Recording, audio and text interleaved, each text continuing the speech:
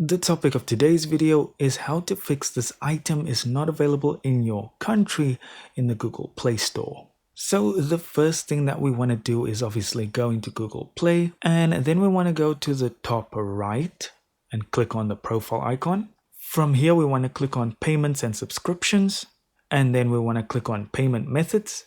Then we're going to click more payment settings, and that's going to open up your browser. You might have to sign in here, of course, unless you're already signed in. Then you want to click on the top left hand corner with the stripes and click on settings.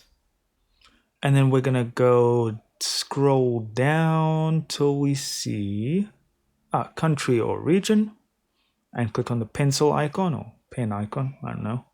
And then we're going to click on create new profile. And then we want to click on whatever country or region we are in on this little drop down menu. And once you're done there, you can hit continue and pretty much just follow the prompts from there on out.